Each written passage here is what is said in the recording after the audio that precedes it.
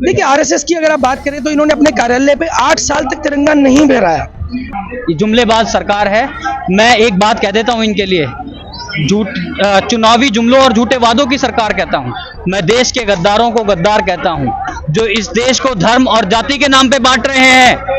मैं उन्हें भाजपा और कांग्रेस की सरकार कहता हूं। जो राष्ट्रपति थे हमारे रामनाथ कोविंद जी, दलित से आते थे, अभी जो बनाया गया वो आदिवासी को बनाया गया।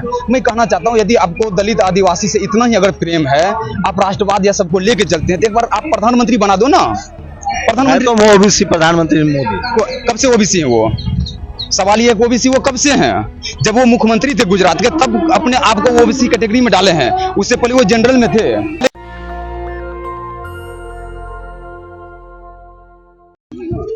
मेरे साथ 3 खास मेहमान हैं और बात हो रही है 80 करोड़ लोगों की और बात हो रही है तिरंगा की।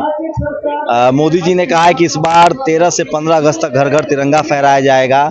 आरएसएस को लेकर भी बातचीत हो रही है। आइए इन लोगों से बात करते हैं। क्या नाम है सर आपका? मेरा नाम हरप्रीत सिंह सैनी भारतीय। तो क्या आपत्ति आपको मोदी जी के तिरंगा से? नहीं, हमने तो समर्थन किया है जी मोदी जी के तिरंगे का। जो उन्होंने बोला हर घर तिरंगा होना चाहिए, हमने उसका समर्थन किया है। और लेकिन हम साथ में ये भी कहना चाहते हैं कि ये तिरंगे की अपील कर रहे हैं, ये कौन लोग हैं जो तिरंगा लगाने की बात कर रहे हैं, जो तिरंगे की बात कर रहे हैं? तिरंगा तो हर भारतीय के दिल में बसता है, हर व्यक्ति के, हर नागरिक के। हर व्यक्ति अपने देश से प्रेम करता है, और देश से प्रेम करता है तो तिरंगे से स्वाभाविक ही प्रेम करता है। लेकिन ये वो लोग हैं जिन्होंने 8 साल तक खुद तिरंगे को स्वीकार नहीं किया। कौन लोग थे 8 साल तक? देखिए आरएसएस की अगर आप बात करें तो इन्होंने अपने कार्यालय पे 8 साल तक तिरंगा नहीं फहराया। उसके अलावा जब आजादी की लड़ाई के बाद में देश की स्वतंत्रता की बात आई, तिरंगा जब झंडा बनने लगा, तो उस वक्त में सावरकर ने तिरंगे का विरोध किया कि तिरंगा जो है वो हमारे देश का झंडा नहीं होना चाहिए। तो ये वो लोग हैं। और आज जब तिरंगे की बात आ रही है तो हम कह रहे हैं तिरंगा लगाइए, लेकिन देश में इसके साथ साथ आपको भारतीयता की शपथ भी लेनी चाहिए। देश में जो एकता से 95% लोग हैं जो इकट्ठा रहना चाहते हैं, एकजुट रहना चाहते हैं, जो किसी से भेदभाव नहीं करना चाहते हैं, जो बीजेपी लड़ा रही हूँ। देखिए ये लोग अंग्रेजों की नीति पे चल रही हैं। अंग्रेजों की नीति क्या थी कि सांप भी मर जाए और लाठी भी ना टूटे। आज ओबीसी को, एससी, एसटी, जितने भी लोग हम जो यहाँ के लोग हैं, या उसके अलावा जो सेकुलर लोग भी हैं, 95% लोग ऐसे हैं जो सेकुलर है, जो इकट्ठे रहना चाहते हैं। वो लोग एकत्रित नहीं होने चाहिए, ये इनका टारगेट है। क्योंकि अगर वो लोग एकत्रित हो गए तो देश एक क्रांति की तरफ बढ़ रहा है। और ये अब चाहे नरेंद्र मोदी खुद भी चाहे, अब इसको रोक नहीं पाएंगे। क्या दिक्कत है नरेंद्र मोदी की सरकार? देखिए नरेंद्र मोदी की सरकार से मुझे तो दिक्कत नहीं है। दिक्कत ये है कि देश का जो युवा है, अगर आज बेरोजगार बैठा है, सरकारी आंकड़े हैं लगभग 22 करोड़ लोग जो हैं वो बेरोजगार हैं। जिन्होंने अप्लाई किया, जिन्होंने अप्लाई नहीं किया वो भी लगभग इतने ही लोग हैं। तो लगभग 45 करोड़ 50 करोड़ लोग अगर हमारे देश में बेरोजगार युवा हैं, तो देश किस ओर जा रहा है? वो निकल क्यों नहीं रहे घर से? भाई निकलेंगे कैसे? आज की तारीख के अंदर हमें आर्थिक गुलाम बनाने का प्रयास किया जा रहा है। आर्थिक रूप से स्वतंत्रता जो है वो खत्म हो चुकी है। आज की तारीख के अंदर आपके अंदर एक भय पैदा हो चुका है कि अगर आपको कानून पुलिस पकड़ेगी, जेल में डाल देगी। आपको इस भ्रम से बाहर आना होगा। आपको क्या गांधी जेल नहीं गए थे? क्या बड़े बड़े लोग जेल नहीं जाते हैं? जेल जाना कोई बड़ी बुरी बात नहीं है, लेकिन किस लिए गए थे ये ज्यादा। तो अंग्रेजों के खिलाफ जेल गए, ये तो अपने देश के लोग। देखिए ये अपने देश के लोग, इनको आप मान सकते हैं हमारे देश के लोग हैं, लेकिन ऐसा है नहीं है। ये लोग किसका विरोध करते हैं? मुगलों का विरोध करते हैं, जो अफगान आए थे उनका विरोध करते हैं। लेकिन इनको कभी भी आपने अंग्रेजों का विरोध करते हुए नहीं देखा होगा। ये अंग्रेजों के समर्थक थे, और आज भी कहीं ना कहीं बीजेपी वाले, आरएसएस वाले अंग्रेजों के। तुम्हें तो बीजेपी बनी भी नहीं थी, आरएसएस थी। देखिए जनसंघ तो थी ना, तो नहीं जनसंघ भी नहीं थी, तो आजादी के बाद आरएसएस थी। देखिए जनसंघ थी, जनसंघ का गठन हुआ था 1937 में या 1938 में। और इन्होंने बंगाल के अंदर श्यामा प्रसाद मुखर्जी जो इनके संस्थापक थे, उन्होंने जिन्ना के साथ मिलकर बंगाल में सरकार भी बनाई थी। तो ये मत भूलिए, वित्त मंत्री रहे हैं उस सरकार के अंदर ये। तो ये सब चीजें जो है ये क्लियर बताती है कि अंग्रेजों के समर्थक थे, और जो पाकिस्तान बना वो जो है वो इन लोगों की वजह से बना, आरएसएस की वजह से। अब बिल्कुल टू नेशन थ्योरी का कॉन्सेप्ट किसने दिया था? इतिहास लिखिए, पढ़िए ना। इतिहास में जो चीजें लिखी हुई हैं, दर्ज है, वही तो चीजें हम उठा रहे हैं। सावरकर ने लड़ाई भी लड़ी है, उसको वीर सावरकर कहा जाता है, काला पानी की सजा हुई। देखिए वीर किसने कहा, ये ज्यादा इंपॉर्टेंट है। वीर नाम सब लोग कहते हैं वीर सावरकर। अरे मैं आप सबको बता देना चाहता हूँ, वीर सावरकर को वीर की उपाधि खुद उस व्यक्ति ने दी थी, किसी ने नहीं दी थी। अपने आप अपने आप दी थी। तो जो व्यक्ति खुद को वीर वीर लगा रहा है अपने नाम के साथ में, वो कैसा वीर होगा आप क्या सोच लीजिए। क्या नाम है आपका? मेरा नाम हरप्रीत सिंह सैनी भारतीय। आपका क्या नाम है सर? नीरज देव भारतीय है। तो भारती जी, आप क्या कह रहे थे कि आप पहले आरएसएस में थे? हाँ, मैं आरएसएस में 3 साल से रहा हूँ, लगभग 3 साल में आरएसएस में रहा हूँ। क्या ये इधर? हाँ सब लोग। हाँ, आरएसएस में मैं 3 साल रहा हूँ। क्यों छोड़ दिया? देखिए, जो सच्चाई, जब मुझे सच्चाई पता चला तो मुझे लगा कि छोड़ना ही बेटर है। उसमें सच्चाई क्या पता चला, उसमें बहुत सारी चीज ऐसी होती है जो जनता को बताया नहीं जाता है, जो बाहर नहीं आती है, पब्लिक प्लेटफॉर्म पे नहीं आती है। उसमें क्या है, सबसे पहले अभी तक आपने जो देखा होगा आरएसएस के जितने भी कार्यक्रम होते हैं उसमें जो भारत माता की फोटो लगाई जाती है, मैं बारी बारी से खुलासा कर देता हूँ। उसमें जो भारत माता की फोटो लगाई जाती है, वो फोटो महारानी, जो ब्रिटेन की महारानी जो थी ब्रिटेनिया, उसकी फोटो लगाई जाती है। भारत माता की जो पहली फोटो बनी थी 1905 ईस्वी में, जिसमें बंगभंग आंदोलन हुआ रहा था बंगाल में, उस समय रविंद्रनाथ टैगोर के भाई अविन्द्रनाथ टैगोर ने बनाया था। उस फोटो की पूजा नहीं होती है। उस फोटो में 4 हाथ है, दैविक रूप में बनाया गया, उसकी फोटो नहीं होती, पूजा नहीं होती है। और जब भारत का राष्ट्रीय पशु शेर था ही नहीं, तो भारत माता में शेर कैसे आ गया? शेर इंग्लैंड की राष्ट्रीय पशु है, वहां के भारत माता को कॉपी करके यहाँ लाया गया। आप देख सकते हैं, ये सच्चाई है। मैं आरएसएस में रहा हूँ, जब मैंने 3 साल। तो अशोक स्तंभ में भी है, लेकिन नहीं, अशोक स्तंभ में कब से है, वो क्यों है? अशोक स्तंभ में जो वो सौम्य और शक्ति का परिचय है, इसलिए है। लेकिन भारत माता, इंग्लैंड की जो भारत माता, आरएसएस तो राष्ट्रवादी संगठन है, कहने का है। मैं आरएसएस में रहा हूँ, मैं बता रहा हूँ, राष्ट्रवादी अगर है तो राष्ट्र में सबको, राष्ट्र किससे बनता है? किसी एक जाति के व्यक्ति से बनता है। तो आरएसएस किसके खिलाफ, किस जाति के खिलाफ? किसी जाति का खिलाफ, वो सबके खिलाफ है। जो लगता है कि उसके लिए खतरा है, वो सबके खिलाफ है। चाहे वो मेन रूप से तो एससी एसटी ओबीसी के खिलाफ है ना। कैसे? मैं बता रहा हूँ ना। अब वो आरएसएस बात करते हैं राष्ट्रीयता की, भेदभाव नहीं होना चाहिए, सबसे ज्यादा भेदभाव वही करते हैं। अभी आपने देखा होगा, सपोज एग्जांपल की, पहले जो राष्ट्रपति थे हमारे रामनाथ कोविंद जी, दलित से आते थे। अभी जो बनाया गया वो आदिवासी को बनाया गया। मैं कहना चाहता हूँ, यदि आपको दलित आदिवासी से इतना ही अगर प्रेम है, आप राष्ट्रवाद या सबको लेके चलते हैं, तो एक बार आप प्रधानमंत्री बना दो ना। प्रधानमंत्री तो वो ओबीसी प्रधानमंत्री मोदी कब से ओबीसी है? वो सवाल ये है, ओबीसी वो कब से हैं? जब वो मुख्यमंत्री थे गुजरात के, तब अपने आप को ओबीसी कैटेगरी में डाले हैं। उससे पहले वो जनरल में थे।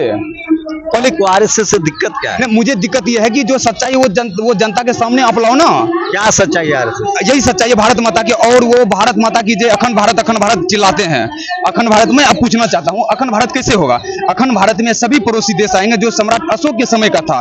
अफगानिस्तान, पाकिस्तान, बांग्लादेश, म्यांमार, नेपाल, भूटान, श्रीलंका, ये सभी देश आ जाएंगे। अब तो वो तिरंगा अपना रहे हैं। अरे मैं बता रहा हूँ, पहले इसमें आ जाता हूँ। ये सभी देश अखंड भारत में आएंगे। अखंड भारत में आने का मतलब पाकिस्तान, बांग्लादेश, अफगानिस्तान आएंगे। तीनों मुस्लिम देश है। तीनों मुस्लिम, जब हमारे देश के मुस्लिम भाइयों को संघ वाले सुबह शाम पानी पी के गाली देते हैं, तो गाली देते हैं मुसलमान? सुन लीजिए, मैं बता रहा हूँ, जब मुसलमान को पानी पी के गाली देते हैं, तो पड़ोसी देश से जो मुस्लिम आएंगे, 42 करोड़ मुस्लिम लगभग है, उस मुस्लिम को क्या आरती उतारेंगे संघ वाले?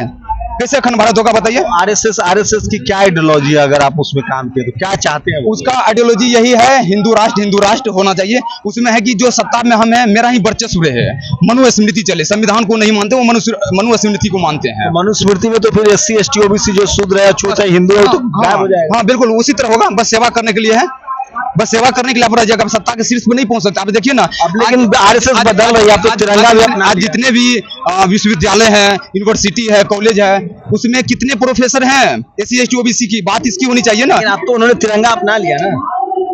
अब अपना लिया, पहले से क्यों नहीं अपनाया था?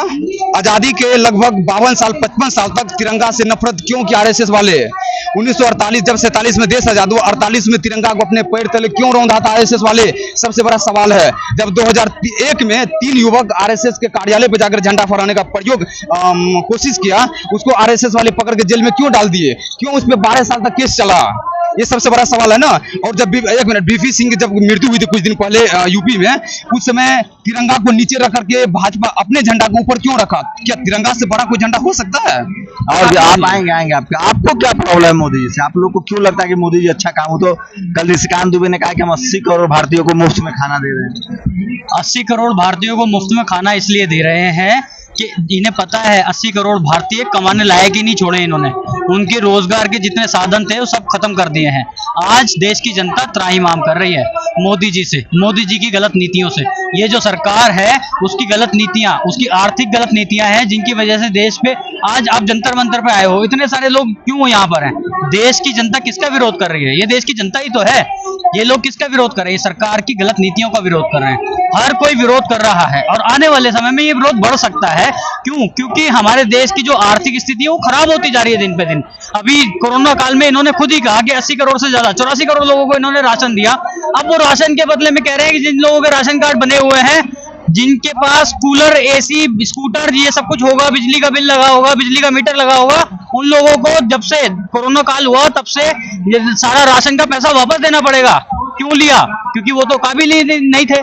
इसलिए भैया ये बस ढकोसले दे रहे हैं और कुछ नहीं कर रहे। देश की जनता को मूर्ख बनाने के लिए काम कर रहे टीवी हैं। अखबार तो कह रहा है कि मोदी जी बढ़िया काम कर रहे हैं। देखो, टीवी अखबारों के पास और कुछ है नहीं, उनके पास सिर्फ मोदी जी के महिमा मंडन के अलावा और कुछ भी नहीं रहा है। मोदी जी उन्होंने पैसा देते हैं, एक बड़ा पैकेज मिलता है सरकार की तरफ से, जिसकी वजह से ये कंपनियां चल पा रही हैं। और ये कंपनियां हैं किसकी?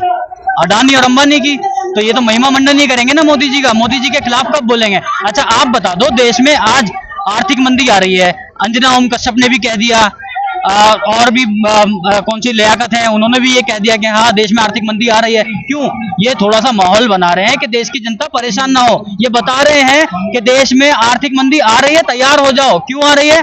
ये सरकार की गलत नीतियों की वजह से आ रही है। उसको ठीक करने की बजाय ये लोगों को सतर्क करने में लगे हैं। अरे ये कल को जब जनता सवाल पूछेगी ना कि आपने हम बताया क्यों नहीं था आर्थिक मंदी हो रही है, तब ये कहेंगे हमने तो बताया था, देख लो हमारे उस दिन बताया था, वो डेट देख लो, उस दिन हमने कहा था जनता को कि आर्थिक मंदी आ रही है, वैश्विक मंदी है। लेकिन ये वैश्विक मंदी आई नहीं है, बुलाई गई है, ला रहे हैं जानबूझ के। एक्चुअली हो क्या रहा है? लीगल किलिंग हो रही है। लोगों को रोजगार मत दो, लोगों को अच्छा स्वास्थ्य मत दो, स्वास्थ्य सेवाएं मत दो, तो लोग वैसे मर जाएंगे। जनता को मारने की सरकारी साजिश है ये। आपको डर नहीं लग रहा आजकल बोलने पर गिरफ्तारी भी होती है? मुझे अगर गिरफ्तार करने से मेरी आवाज को रोका जा सकता है तो मैं बता दूं कि मैं भगत सिंह को मानने वाला व्यक्ति हूं। भगत सिंह ने 23 साल की उम्र में फांसी स्वीकार करी थी। क्यों करी थी? जब फांसी का फंदा उन तक लेके जाया जा रहा था, उससे पहले की एक घटना मैं आपको बता देता हूं। वो तो अंग्रेजों से लड़े थे, आप अपने मैं बता देता हूं ना, अंग्रेज भी तो जुल्म ही करते थे जनता पर, ये भी तो जुल्म ही कर रहे हैं जनता पर। लेकिन उन्होंने वो तो कह रहे कि हम हिंदू राष्ट्र बनाएंगे, मंदिर बना रहे हैं, बनारस का मंदिर बना दिया, अयोध्या का मंदिर बना दिया, लोग धर्म के नाम पर वोट दे रहे हैं। आप भी कट्टर हिंदू हैं। दो मैं बता देता हूँ, मेरा नाम राहुल पार्चा भारतीय है। मैं आपको बताता हूँ, मैं भी हिंदू हूँ, मैं दलित हूँ। मैं कहाँ जाऊंगा हिंदू राष्ट्र बनने के बाद? हिंदुओं के साथ हिंदुओं ने क्या कर रखा था?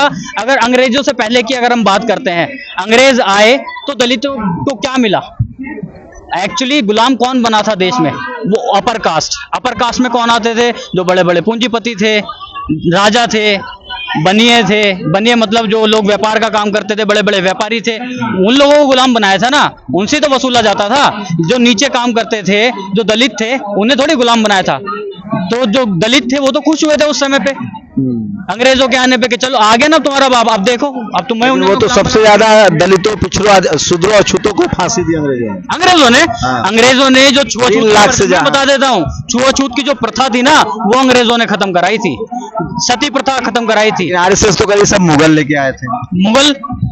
अच्छा एक बात मैं आपसे पूछता हूँ, ये जो हिंदू नाम दिया हुआ है वो किसका है? स्वामी दयानंद सरस्वती ने बोला था हिंदू जो शब्द है वो मुगलों के द्वारा दी हुई गाली है, और ये गर्व से कहते हैं ये हिंदू हैं। कैसे?